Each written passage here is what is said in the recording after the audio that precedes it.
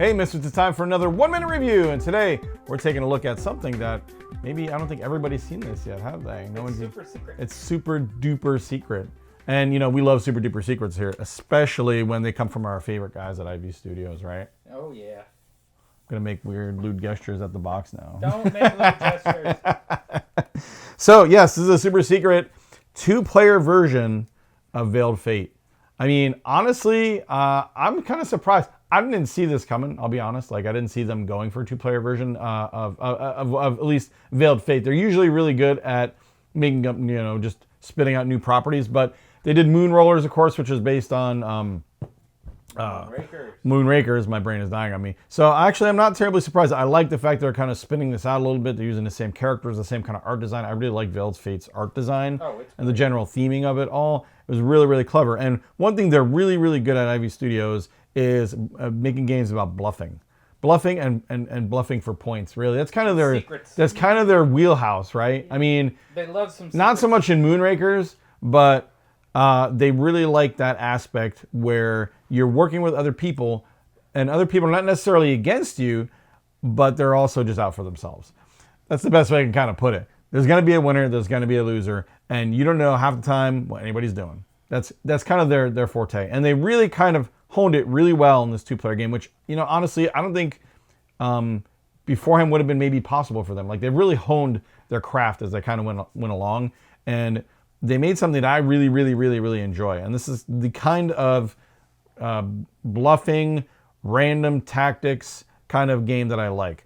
So we were discussing like before where, you know, I absolutely hate games that go 2 hours and some random piece of whatever will have you lose a game. Well, this game is like, what, 15 minutes, 20 minutes, maybe? Yeah, it's like 20. It's not a very long game. About a half an hour tops. And you have that random aspect where you draw cards, and I'll explain it as we go. You draw cards, you get your demigod. Everybody gets 2 demigods. And you basically have actions you can do where basically you either put them on the board here to gain these tokens. These tokens you can plop on the board to give them points, or you can even take one of these god powers. Now, the whole gist of it is, though, you don't know what the other demigods are, who owns what demigods, because you're, of course, the big cheese. You can even have the same demigods, which is super cool. So the idea is you need to move them on this point board, and it's not as simple as just getting them up on the point board, because that would be easy, right? Like, you'd be like, oh, okay, I know you're getting Clar to 14. I'm referencing something here, but, you know, getting Clar to 14, I know you're playing Clar. So the idea is you have 2 gods, and the farther apart they are, the more points you get, because you get the difference. You get 10 and a 4 here, and you own these 2, you got 6 points. However, if they're together, you get the actual point that they're on. So if I put these together, you get a whole 10 points, which generally this is going to be more meaningful. So you got to be careful, because you don't want them to get really close together, otherwise you get almost no points like I did. But you also want to get them far apart without being very noticeable about it. So you pick out your demigods. You have 2 cards. Each player has 2 of these demigods. Part of the game is also kind of this clue-like mechanism where you have to guess what the 2 demigods are. And if you can't guess at least one, which is kind of hard to do, you get negative points. If you guess one, you get nothing. But if you happen to guess both, which from what I can tell is probably usually going to be a 50-50 for most games at the end, you get 3 points. Well, that saved you in the last game. What? That was all the points you really got. Yeah, it was all the points I got. I still lost, but yeah, I mean, like, basically, I was a point or 2 you away because of it, which can make a big difference. And little points in this game make a big difference. However, I will say those god powers I think are underpointed. I think they should be 2, not 1. I think they're a little negative 2. I think they should be negative 2. I think negative 1's too little. I think, but anyway, that's just my opinion. That's just my opinion. You don't have to take it, Austin. But that's just my opinion. I think they're a little too powerful. I think 2 points is more warranted, because 1 is like really. You basically have your 2 gods. Every turn, you have this stable of demigods. And you can choose any one and put them on these raised tiles. These raised tiles either give you one of these tokens, or it will smite a god from this table that is not used yet into the underworld, basically. The abyss.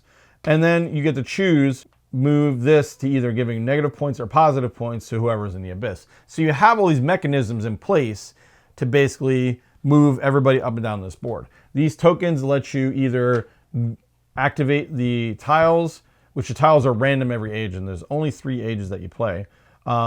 Activate these tiles, which you either take points away or give points. The red ones only activate the ones they're touching. The white ones only activate the white ones in an entire row. Same for the green. Green ones activate all the green ones in an entire row. So you have all these mechanisms that are giving and taking away points. The trick is you gotta have to not be obvious about it. On top of that, you have a caveat at the end of each age. It gives you a basically like A condition. yeah, kind of a condition. It's not really a condition. Basically, what it says is these specific demis have to be revealed. So, like for the example, it says demis on God tokens. These are the God tokens. So, at the end of this round, let's say, any demis on God tokens have to be known if they're owned by a player. Now, you don't basically say your specific demigod, but you have to say, you have to, yes.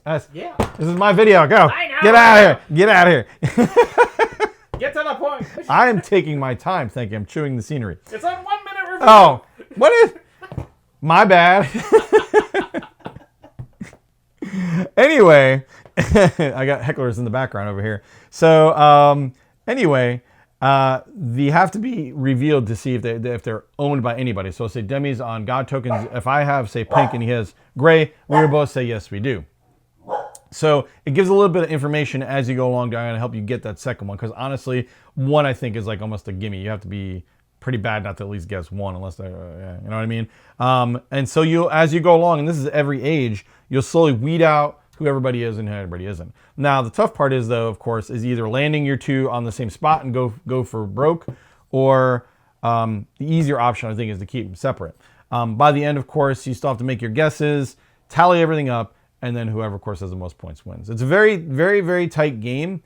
The game we played, we were only missed by a couple of points. Now, had he guessed my second one correctly, he would have been even farther. Had I not guessed correctly, whatever. But I foresee that a lot of these games, you know, if we play 50 of them, are probably going to be relatively tight overall. And I like that aspect. I really, really like that aspect. This isn't a complete, this is a prototype, if I'm not mistaken, correct? Yeah, it's 95%. Yeah, it's there. really, really gorgeous. They did a great job. The board has indentations in it for all the pieces. They kept with the same art style and theming. I like these wooden tiles. Although, I will say, Austin, I'll put in my vote for minis. But you know me, I just love minis. So it'd be really cool to slap a mini, you know, Clar, let's say, right here. But the wood imprinted tokens are great. They got them, then they have their shape and everything, and they just the art style is gorgeous. And I mean, you will lose some of the art style. I will say, if you make a mini, you'll lose that kind of flat, shadowy kind of art style. So there is that.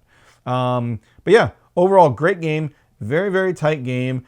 It doesn't overstay its welcome. So it's a nice, okay, I want to set up and have a nice points-based game with some random guessing and bluffing involved. And 15, 20 minutes, boom, you're done. Once you're done, you kind of want to play again already. So very, very good. Definitely up there from one of my top 2-player games already. It's extremely good. And my list is pretty good. What was it? Radlands, another one of ours. Yeah. We like Mythic Mischief too, but I personally like this much better than Mythic Mischief. Yeah, I honestly really like Mystic Mischief a lot, but I will say this is debatable. I almost say it's a different category. Mystic Mischief is 2 players, but it's more gamey. There's definitely more game. Oh yeah, there's a lot more swing and there's a lot more going on. This game is designed to just jump in, have a little bit of fun. Very, very simple to play. You got your points at the end. 15 minutes, boom, re-rack, play again. Very, very solid game, guys. I love this game. What's our rating system again? I don't even know our rating system anymore. I'm gonna give it a 5 out of 5. I'm gonna give it a 5 out of 5. Nice. Yeah, I will say I really like this game. Those for me, those are generally hard to come by. I will give 4s a lot, but I will give this is kind of the perfect balance of speed of play, perfect balance of guesswork with a point system, and it's gorgeous. Honestly, this is just a knockout. I absolutely love this game. So guys, check it out. When is our Kickstarter? When is mid-March. Taxman here over here? Mid-March? Mm-hmm. Yep. And she's the guy who keeps track of that stuff. So mid-March, guys, you're going to pay attention for this Kickstarter. It probably shouldn't be too expensive. This is the nice thing about this too is it's not the production design is not as very good, but since it's a small game, if you guys like scoffed at whatever the big editions were for prior, $200, this is probably not going to be a whole lot. I wouldn't think. And I heard that there's going to be a retail edition where doesn't have as much wood. Oh, okay. All right, it doesn't have as much wood. Anyways. Okay, I realized what I said when I said it. Okay. Sorry, Austin. There's one every video. I can't help it. It's either him or me. So guys, check this game out. This is absolutely awesome. 5 out of 5. 2-player game. Quick to play. Put down. Shut up. Win. Lose. Go. Move on. And at the end of the day, of course, aren't we all gods? Yes? No? In our own games. In our own games, yes. As always, guys. Unless you're Clar, then you're unless you're Clar. Clar is pawn in life game. Yes. Till then, guys, as always, enjoy the videos, like and subscribe, all that good stuff. And as always, game on.